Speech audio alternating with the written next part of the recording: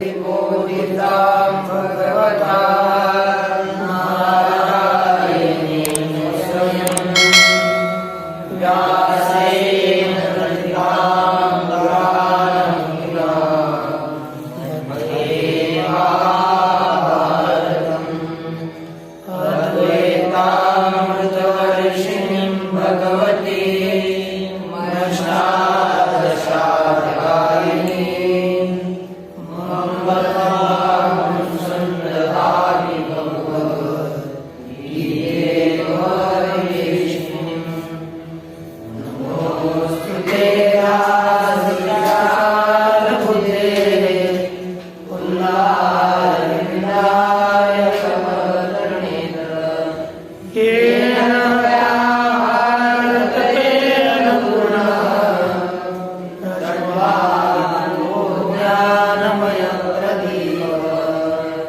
प्रपन्नपारिजाताय स्तोत्रवेत्रैकपाणिने ज्ञानमुद्राय कृष्णाय गीतामृततुल्ये नमः।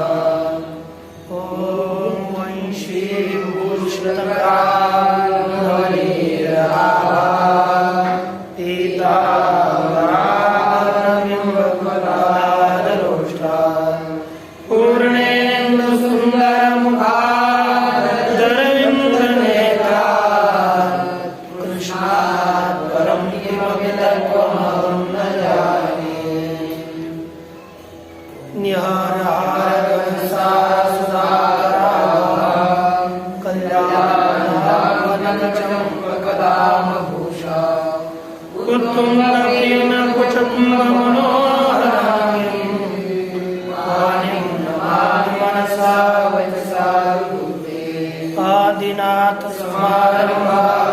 श्रीज्ञानराजमध्यमां अस्मदाचार्यपर्यन्तां वन्दे गुरुपरम्परां। ज्ञानेशं नामदेवं च एकनाथं तथैव च वन्दे वारकरी परम्पराम्।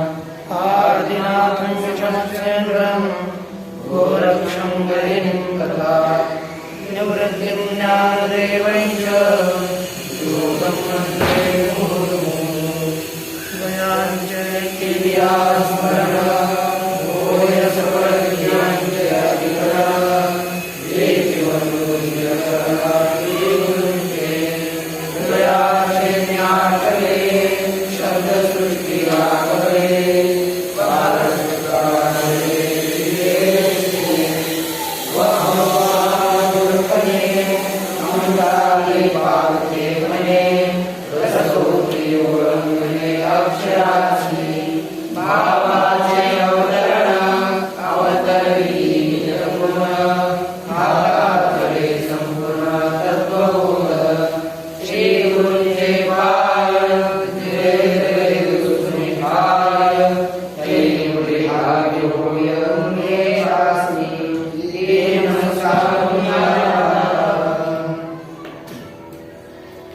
श्री पांडुरंग परमात्म्याच्या असीम कृपेने श्री ज्ञानोबारायांच्या आशीर्वादाने व इतर सर्व संत समुदायाच्या कृपेने श्री ग्रंथराज ज्ञानेश्वरीचा विचार करण्याकरता आपल्यास अवसर प्राप्त झालेला आहे। या श्री ग्रंथराज ज्ञानेश्वरीचा विचार करत असताना क्रमाने श्रीमद भगवद्गीतेच्या महात्म्याचा विचार आपण पाहिला। तदुत्तर श्रीमद भगवद्गीता श्रवण कशी करावी याचा विचार एक आपला प्राप्त होतो। श्री ज्ञानोबराय म्हटले की जैसे शारदीची ये चंद्रकळे माझी अमृतकन कोवळे वेचिती मने मवाळे चकोर तलवे। ज्याप्रमाणे चकोराची पिलं शरद ऋतूतील चंद्रातील अमृत कणाचा अतिशय कोमल मनानं आस्वाद ग्रहण करतात. त्याप्रमाणे जो श्रोता आहे त्या श्रोत्यानं आपल्या चित्तामध्ये अतिशय हळुवारपणा, अतिशय कोमलता म्हणजे मलविक्षेप रहितता संपादन करून आपण काय करावं, याचे श्रवण करावं असं सांगितलं गेलं. आता यापुढे पुन्हा या ज्ञानेश्वरीचा आपण प्रमेयाला प्राप्त करत असताना कसं याचं कथन करावं, कसा अनुभव घ्यावा ज्ञानेश्वरीचा किंवा ज्ञानेश्वरी अंतर्गत प्रमेयाचं, याचं कथन पुढील 58व्या ओळीत करतात. हे शब्देवीन संवादिजे इंद्रियाने ज्ञानता भोगिजे बोला आदि झोंबिजे प्रमेयांसे. हे शब्देवीन संवादिजे इंद्रियाने भोगिजे. अन्वय बोलादी प्रमेयासी झुंबीजे. पहिला पूर्ण तसाच आहे. दुसरीमध्ये बोला आधी प्रमेयांशी झुंबीजे. झुंबीजे इतका बदलतोय पहा. याचा अर्थ हे शब्देवेन संवादिजे, हे अर्थात ही श्रीमद भगवद्गीता, या श्रीमद भगवद्गीतेचा शब्द वाचून संवाद करावा. म्हणजेच चर्चा हे शब्दाने करू नये, त्याचं चिंतन कथन अर्थात मनाने याचा विचार करावा, याचं मनन करावं. शब्द वाचून हे सांगावी म्हणजे मनानच याचं चिंतन करावं. इंद्रिया ज्ञानता भोगीजे. इंद्रियांना न समजता हिचा उपभोग घ्यावा. भोगीचे इंद्रियाला कळू सुद्धा देऊ नये अशा रीतीत या श्रीमद भगवद्गीतेचा उपभोग घेतला जावा. आणि अंतिम बोलतात बोला आदी प्रमेयांशी झोंबीजे. बोलण्याच्या अगोदर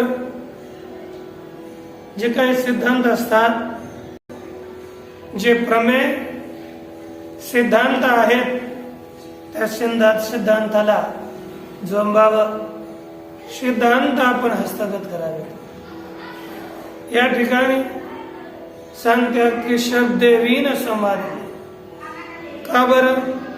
श्रीमद भगवद्गीता ही शब्द वाचून तिचा संवाद व्हावा म्हणजे मनन करावं. तिकडे का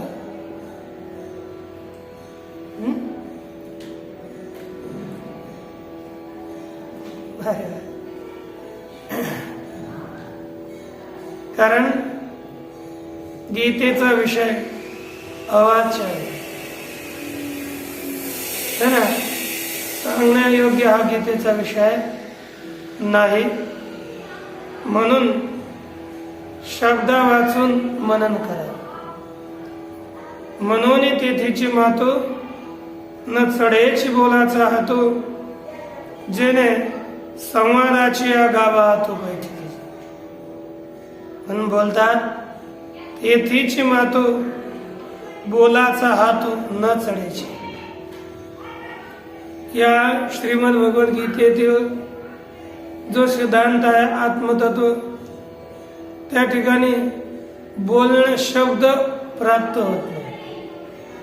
म्हणून कारण की ज्याद्वारे आपण जी गीताद्वारे प्रतिपादन केली जाणारी वस्तू शब्दाच्या आणू शकू असे शब्द त्या परमात्मा आत्मस्वरूपापर्यंत पोहोचतच नाहीत. म्हणून श्रीमद भगवद्गीतेचा विषय हा अतिशय अनिर्वचनीय शब्द प्रयोगायोग्य असल्यामुळे त्या ठिकाणी गीतेचा विचार सुद्धा शब्दाकडे पाहून न करावा. त्याच्या अगोदर शब्द वाचून तिचं मनन करत राहावं. इंद्रियाने नता भोगीचे. कारण की अवस्था ब्रह्मतत्वाला प्राप्त करायचं झालं तर आज बोलाची वालिप भेडीजे आणि ब्रह्माची याची अंगा घडीजे, मग सुखेची सुरुवाडीजे सुखाची मजा. जे वरचं टरफल असतं, टरफल सोडून देऊन आपण घर प्राप्त करण्याकरता मनुष्याची धाव असते. नंतर श्रोता त्या गरास प्राप्त करावा. वरच्या टरफलाकडे वरच्याकडे पाहून आपला समय व्यर्थ घालवू नये. त्याच्यामुळे म्हणतात पहा, जसा भ्रमर असतो काय ना, जोपर्यंत मनुष्य शब्दामध्ये राहतो तोपर्यंत तो त्याच्या अर्थाकडे दुर्लक्ष करू शकतो. हा अर्थाला आकलन करून जर शब्द प्रयोग केला तर ती वार्ध भिन्न आहे. केवळ शब्दाकडेच राहून चालत नाहीये, शब्द कशा करता प्रयोग केला याच्याकडे लक्ष आपलं असावं. जसं जोपर्यंत भ्रमर भुंगा हा ध्वनी करत राहतो, भुंगे वाजत राहतात, त्याच्या आपल्या भुंग असा आवाज करतो, तोपर्यंत त्याला त्या फुलामध्ये असलेला पराग प्राप्त होऊ शकत. तसंच जोपर्यंत मनुष्य शब्दाकडे लक्ष जास्त देतो, अर्थाकडे केंद्रित होत नाही, तोपर्यंत त्याचे अर्थरूपता, अर्थातील सुगंध, अर्थानंद त्याला ग्रहण करता येऊ शकत नाही. म्हणून नदती भ्रमरो यावत तत्परागम न सेवते शेवते भ्रमणम त्यक्त्वा तथा ह्यात्मानुभूयते. म्हणजे नदती भ्रमरो यावत, जोपर्यंत भ्रमर गुंजारव करत राहतो, उडून ध्वनी करत राहतो, तत्परागम न सेवते, तोपर्यंत परागाची अनुभूती, परागाचं सेवन त्यास होत नाही. मग कधी होतं, जेव्हा तो भ्रमणम त्यक्त्वा सेवते, भ्रमण सोडून देऊन त्या परागावर स्थित होऊन सेवन करतो. भ्रमणाचा त्याग करून तो सेवन करू शकतो. त्याप्रमाणे तथा हे आत्मानुभव. तसाच या आत्मतत्वाचा अनुभव या शब्दाची जी काही वरचा ढाचा आहे याला सोडून देऊन अर्थानुरूप झाला तेव्हाच याचा अनुभव येऊ शकतो, अन्यथा याचा अनुभव येत नाही. म्हणून ज्ञानोबराय 9व्या अध्यायामध्ये बोलतात, बोलवरी वाचा वळे वायाची झकवी जाती प्रतिनिधीची डोळे, मग साचो कार्य बोधा वेळे हाती न व्हायचे. मनुष्य काय करतो, बोलताना आपण किती फास्ट काय बोलतो, वाटलं की याचं बोलणं म्हणजे सगळ्यात उत्तम, अर्थात पूर्ण लिहून शब्द तोलून मोलून टाकले जातात. परंतु बोलवरी वाचा वळे किती जरी बोलत राहिला, परंतु आपण जसं काय हे दाखवतो की मी एक कोणतं तरी ज्ञानी आहे, म्हणजे अशा प्रकारच्या शब्दाचा प्रयोग की माझ्यासारखा आत्मज्ञानी जगात कोणीच नसेल, अशा प्रकारचे आपले शब्द प्रयोग करण्याची रीती राहते. परंतु यानं काय होतं, हे आपण आपल्याला फसवतो. व्यर्थच ज्ञान झालेलं नाहीये, परंतु काय करतो, आपल्याला फसवतो. हा आपण एक साधक आहोत. साधक अवस्थेमध्ये असणारा मनुष्य हळूहळू साध्याच्या प्राप्तीकरता प्रयत्नरत असेल तर लाभ होईल. परंतु मी स्वतः एक ज्ञानी आहे अशा प्रकारची कल्पना करून जे ज्ञानाचे नेत्र आहेत ते आपण झाकून घेतो, आणि योग्य वेळ आली तर ते ज्ञानही प्राप्त होत नाही, व्हायचे ना पुढे होणारही नाही. याच्याशी एक सरळ ते कथा आपल्याला माहिती आहे. पूर्वी काय असायचं, गावाच्या भीतर बाहेरील एक प्राकार असायचा. प्राकार त्याला म्हणजेच भिंत, चारही बाजूला भिंत, आतमध्ये गाव, चार दिवसाला वेशी असत. अशा वेशी समजा एक गाव आहे, सगळीकडून समुद्र आहे, एकीकडूनच जाण्या येण्याकरता मार्ग आहे. आता एकाडे अंधार मनुष्य काय सगळे मनुष्य हा डोळस आहे, परंतु आता काय आपलं मार्ग माहीत नाहीये. मार्ग माहीत नाही म्हणून तो काय करला, भीतीच्या कडेने भीतीच्या कडेनं मार्ग शोधत. आता ज्या जिथे जाईल तिथे मार्ग भेटणारच आहे. त्याच्यामुळे भीतीच्या कडेने असं चालत राहिला. त्याला काय वाटलं, काय नाही, अरे आंधळे लोक कसे चालत असतात बरं. आंधळे लोक म्हणजे आंधळ जर आपण चालून प्रयास केला तर किती चांगलं आहे, आपल्याला चालता येत नाही पाहू. तेवढ्यात तो असं चालता त्या बरोबर थोडा पुढं डोळे झाकून चालू लागला. जो दरवाजा होता तो मागे निघून गेला, पुढे चालू लागला. आता किती पुन्हा एक पूर्ण परिक्रमा झाल्याशिवाय तो दरवाजा भेटू शकेल का. म्हणजे आपल्यास याविषयी जसं रत्न पडलं होतं पुढे, परंतु तेवढ्याच त्याला आंधळेपणाचे डोळे झाले की मी आता आंधळ होऊन. बघ, याचा योग्य वेळ आली तर आपलं ज्ञान होत नाही आणि होण्याची शक्यता सुद्धा राहत नाही. म्हणून आपली वास्तविक स्थिती जिथे असते त्या कक्षेत्रावर म्हणजे आपली स्थिती कुठे ही अगोदर चांगली समजूत प्राप्त करून नंतर आपण आपल्या साधनेमध्ये प्रवृत्त झालं पाहिजे. आपण आपल्याला कधीही फसवता कामा नये, कारण की आपल्या घातकर शत्रू झालं विधार असे निश्चित आहे. म्हणून अनंत आचार बरळती वरळ त्या पैसेने गोपाळ पावे हरी.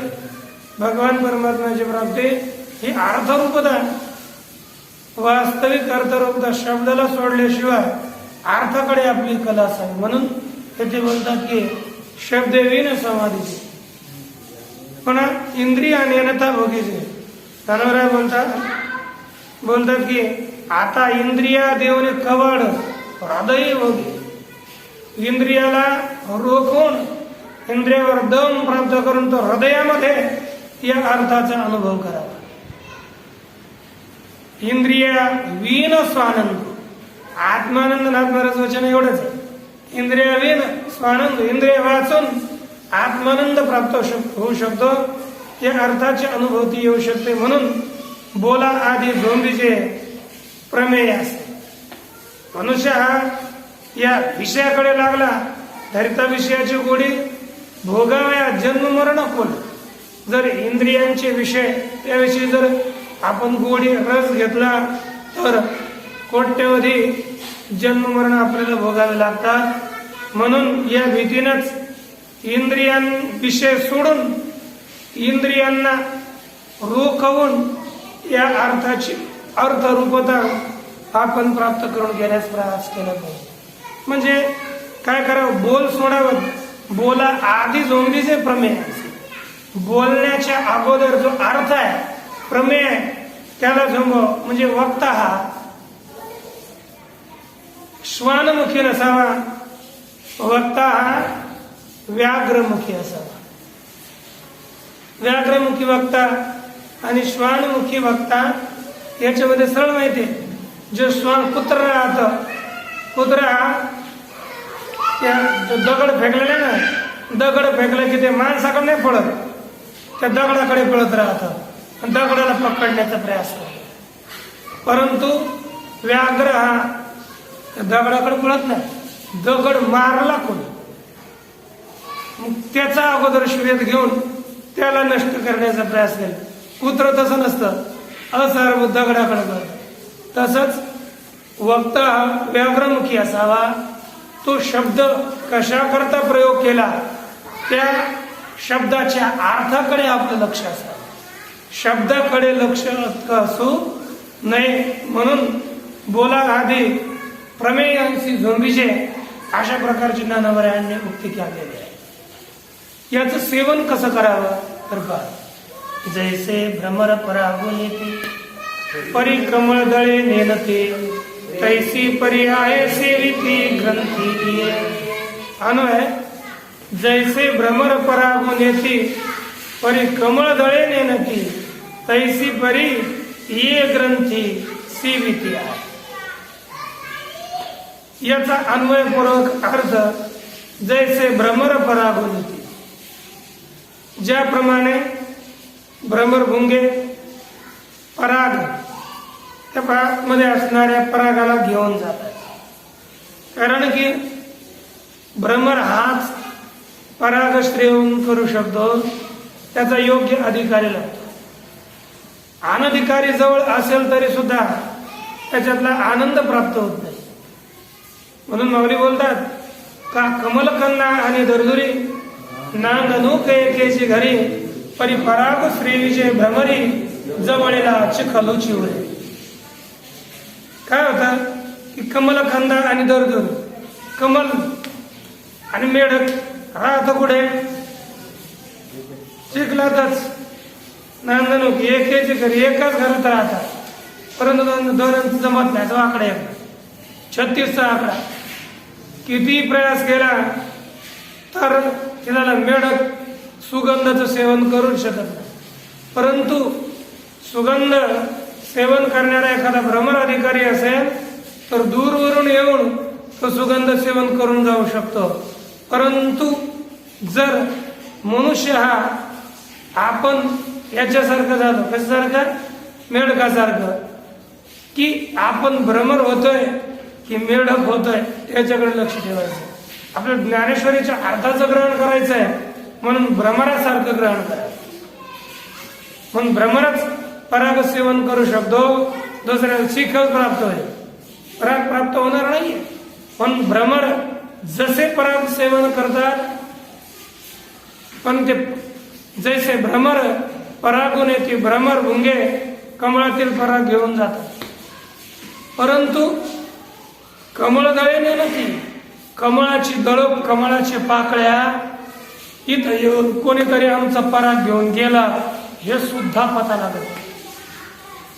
इतकं सूक्ष्म, इतकं हळूच त्याची भ्रमराची पराग सेवण्याची रीत आहे. म्हणजे इतका सूक्ष्मतेने तो पराग सेवन करतो. तैसी परी ये ग्रंथी सेविती आहे. त्याप्रमाणे तो प्रकार तैसी परी म्हणजे तसा प्रकार या ग्रंथाच्या सेवन करण्याचा आहे. जसे भ्रमराप्रमाणे या ग्रंथामध्ये इतकी एकाग्रता आपली असावी. म्हणजे कसं कळतं बरं का? हे का या समजा म्हणजे ग्लास आता पाणी भरलं, आपल्या याच्यावर सुद्धा कळतं की आपल्या एकाग्रता किती.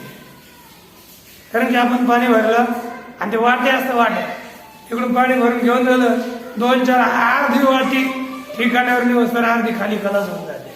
पूर्ण जर भरलेली असेल आणि तीच एखादा जर एकाग्र असेल, ती हालून नाही देता आपलं सगळं शरीर हलेल, परंतु इथे हालून देणार नाही. इतका एकाग्रता असते. म्हणजे कोणताही काम करत असताना एकाग्रता फार महत्वाची. ज्ञानेश्वरी चिंतन करा. प्रत्येक ग्रंथाचं चिंतन करत असताना आपल्यामध्ये याप्रमाणे एकाग्रता पाहिजे की फारच एकाग्रता असावी. म्हणून एकदम शांत चित्तानं ग्रंथाचं चिंतन करावं. आता सगळं बडबड बडबड बडबड कोणाला झाल्या 2 कंठचा निघाले त्याच्यात नाही. शांततेनं त्या अर्थामध्ये काय सांगायचंय, त्याचं तात्पर्य काय, हे काच असं म्हटलं असेल त्याच्या आतमध्ये शिरायचा प्रयास करायचा. या प्रकारे तो प्रकार या ग्रंथाचं सेवन करण्यात. तसंच या ठिकाणी आनंदाचा उत्सव प्राप्त व्हावा तर आपली अशी स्थिती असावी का आपला ठावन सांडिता आलिंगीचे चंद्र प्रकटता हा अनुरागू भोगिता कुमुदिनी झाले. अथवा आपला ठाव न सांडिता, जर का अर्थ लिहात का जैसे कंसातल्या का जैसे कुमुदिनी आपला ठाव न सांडिता, कुमुदिनी आपला ठाव न सांडिता प्रगटता चंद्र आलिंगी.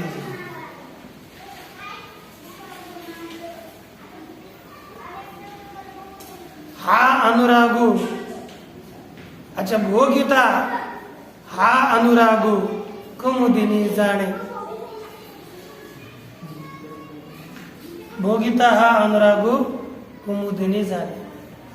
अन्वय अर्थ का अर्थात किंवा जैसे ज्याप्रमाणे कुमुदिनी आपुला ठाव न सांगिता. कुमुदिनी आणि कमळ दोन प्रकारचे कमळ असतात पहा. एक रात्र विकास चंद्र विकासने कमल आणि एक सूर्य विकासने कमल. जे रात्रीचं असतं ते चंद्र विकासने कमल राहतं, ते रात्रीलाच फुलतं. आणि एक कमल सूर्य उगवल्यावर फुलतं. त्याला सूर्य विकासने कमळाला आपण कमळच म्हणतो.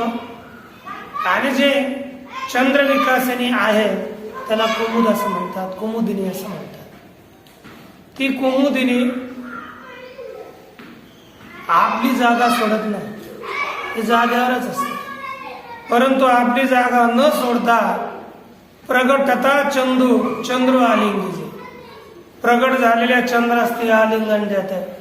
आलिंगन देते अर्थात त्या चंद्रातील जे काही चंद्राचा आनंद आहे त्या आनंदाचा उपभोग घेते है ना.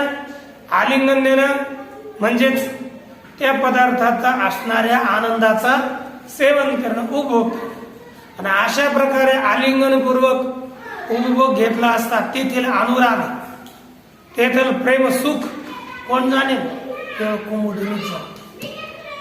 भोगिता हा अनुरागू जाणे आणि ते आलिंगन देते व त्यानंतर त्या चंद्राचा उपभोग घेत असणारा त्याच्यामधील अनुराग ही ती कुमुदिनीच जाणते. त्या प्रकारे श्रोताही असावा. म्हणजे आपल्याला आपली स्थिती सोडायची आवश्यकता नसते, परंतु त्या अर्थास एकरूपता होणं हे फार महत्वाचं आहे. आणि अर्थ म्हणजे तो आपल्याला ज्ञानेश्वरीचं चिंतन करत असताना नूतन नवनवीन अर्थाची अनुभूती तेव्हा येणार. आपण इतकं कमल कुमुदिनी सारखं एकाग्र होऊन जर आपण चिंतन केलं तर. म्हणून अशा प्रकारचं सेवन करायचं हेच सांगण्याकरता पुढची ओवी देतात. ऐसेनी गंभीरपणे स्थिरावलेनी अंत करणे हातीला तूची जाणे मानवी. ऐसेनी गंभीरपणे स्थिरावलेनी अंत करणे. जो आथीला तोची कथे मानू जाणे. ऐसेनी गंभीरपणे, अशा गंभीरपणाने स्थिरावलेले अंतःकरणे व स्थिर झालेल्या अंतःकरणाने. गंभीर व स्थिर, अशा गंभीर व स्थिर झालेल्या अंतःकरणाने आथीला जो युक्त झालेला आहे, अशा गंभीर व स्थिर अंतःकरणाने जो युक्त झाला आथीला तोची माणूजाने ग्रंथी ये. तोच या ग्रंथाचं रहस्य जाणू शकतो. तोच ये या अर्थात या कथेचं रहस्य मानू जाणे म्हणजे जाणू शकतो. मानू जाणे जाणू शकतो. कसा पाहिजे, परंतु गंभीर, एकदम गंभीर आपल्या अंतःकरणात गंभीरता असावी. अंतःकरण स्थिर असावा. स्थिर झालेल्या अंतःकरणानेच श्रीमद भगवद्गीतेचा सेवन करण्याचा प्रयास करावा. असा झाला तर जो आथीला, जो आशा अंतःकरणाने जो युक्त झाला तोच या कथेचं रहस्य जाणू शकतो. म्हणजे इतकी अंतःकरणाची योग्यता आपल्यामध्ये असावी. आणि या गीतेच्या श्रवणाविषयी असणारी जी अंतिम ओवी म्हणजे ज्ञानोबराय बोलतात, अहो अर्जुनाची पांती जे परिसणेया योग्य होती ती कृपा करुणे संते अवधान द्यावे. अहो अर्जुनाचे पंथी परिसणेया जे योग्य होती ती संती कृपा करुणे अवधान द्यावे असा नव्हे झाला. त्याचा अर्थ पहा. अहो अर्जुनाची पांती, हे पांती शब्दाचा अर्थ आपल्याला असं वेगळा वेगळा दिसतो. पांती म्हणजे प्रमाणे आणि पांती म्हणजे पंक्तीला. पंक्ती असतो ना, इथे पांती अर्थ सगळे पंक्ती लिहितात. पंक्ती दोन्ही अर्थ पांती किंवा प्रमाणे आपण पाहू शकतो. अहो अर्जुनाची पांती, अर्जुनाच्या प्रमाणे म्हणजेच तात्पर्य काय, अर्जुनाच्या पंक्तीला बसून अर्जुनासारखी योग्यता आपल्या अंतःकरणामध्ये आणून परिसणेया जे योग्य होती, ऐकण्याकरता जे योग्य झालेले आहेत तीही संती, अशा संतांनी कृपा करून अवधान द्यावं, लक्ष द्यावं. अशा श्रेष्ठ पुरुषांनीच काय करावं, आमच्याकडे लक्ष द्यावं. मग आता अर्जुनासारखे झाले म्हणजे ते संतच झाले, ते योग्य झाले. अशा संतांनी हे आमच्या लक्षात ऐकण्याकडे लक्ष द्यावं. कारण की अर्जुन कसा ऐकत होता है ना. अर्जुन केवळ ऐकत नव्हता, अर्जुनाची तू परिससी परिस्वनी अनुष्ठीसी. अर्जुन हा अनुभव येत असे, त्याप्रमाणे अर्जुनाच्या प्रमाणे आपण आपलं सेवन करावं. कारण की कधी नाथ महाराज बोलतात, जे जे केले श्रवण ते ते व्यर्थ होय म्हणून नेली. जर श्रवण केलं आणि आपण मननच केलं नाही ते सगळं व्यर्थ जातं. म्हणून मननाला फार महत्व आहे. अर्जुनाच्या योग्यतेला येऊन आपण श्रवण करावं. श्रवणाचा अधिकारी अर्जुन कसा होता, जसा वेदांताच्या श्रवणाचा अधिकारी आहे तसाच याच्याही श्रवणाचा अधिकारी आहे. अर्जुनासारखं झालं पाहिजे म्हणजे साधन चतुष्टय संपन्न व्यक्तीने झालं पाहिजे. श्रवण करायचं झालं तर ते पुढे एक देतात पहा, कार्पण्य दोष पथ स्वभाव प्रचामी शिष्यस्तेहम बोलतात की नाही, शिष्यस्तेहम शादिमाम तम प्रपंच. म्हणजे या प्रकारे श्रवण करण्याकरिता तशी पंक्ती योग्य असावी. कार्पण्य दोषो पहत स्वभाव प्रचामी धर्म समूढ चेता निष्ठम गृहीतन.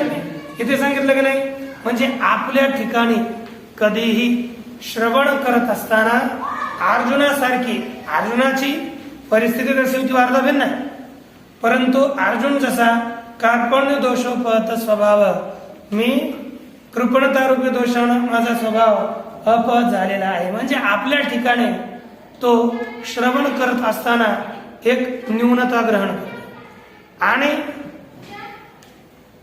धर्मामध्ये समूढ चित्त झालेला आहे मी असे शब्द बोलतो. म्हणजे आपल्या ठिकाणी एक मी अशा प्रकारची योग्यतावान आहे अशी योग्यता प्रदर्शित करत नाही. आणि तो श्रवण करत असताना शरण जातो आणि शरण जाऊन तो भगवान परमात्म्याला विचारतोय. म्हणून श्रवण करता असताना अशा प्रकारची योग्यता आपल्याला आवश्यक आहे. आणि असं जर होऊन श्रवण केलं तर कोणतंही श्रवण ते लाभास प्राप्त झाल्याशिवाय राहणार नाही आहे. याविषयी अधिक विचार उद्या पाहूया. पूर्णस्य पूर्णमादाय पूर्णमेवावशिष्यते. ओम शांती शांती शांती.